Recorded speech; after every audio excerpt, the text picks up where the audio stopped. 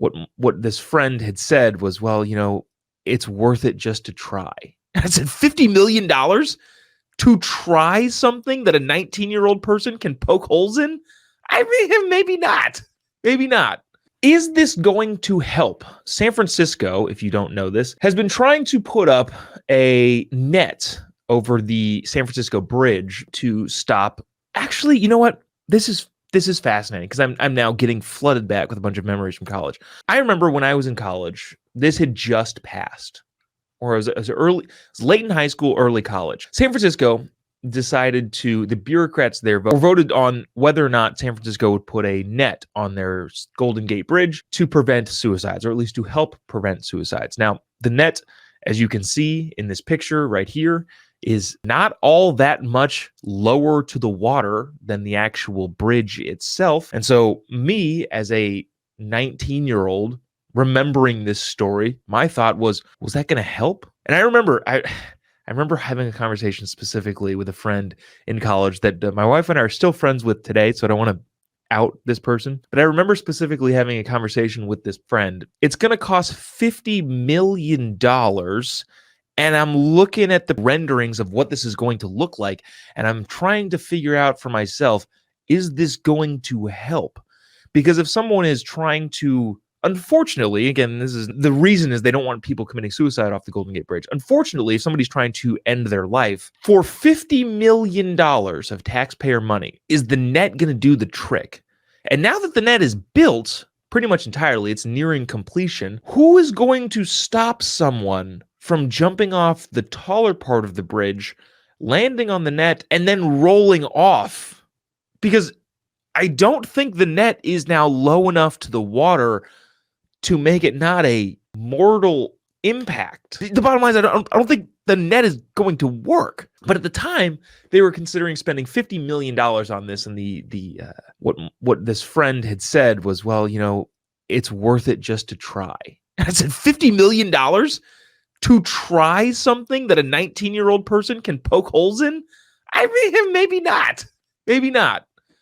But regardless of whether or not the net will actually work in preventing people from ending their lives, which I don't think it will, it is not $50 million. Just like any other public project in California, I feel like you should hear some of the numbers. It was voted on, I believe, in 2008. The news kind of came to prominence in like 2009, 2010. It didn't start construction until 2018 because that's how slow government is at doing things. Unless, of course, the governor's job is on the line, in which case they will fix the 10 freeway very, very fast, which would lead you to believe maybe they can do other projects that fast, but I digress. We talked about that yesterday. It took 10 years to start building the net.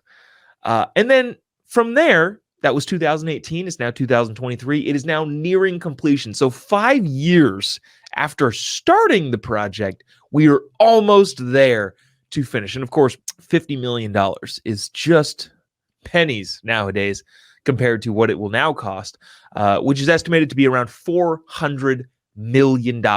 So in 2008, voted to have something that maybe would possibly have a marginal effect on an actual problem. It is an actual problem that people are trying to kill themselves off the San Francisco Golden Gate Bridge.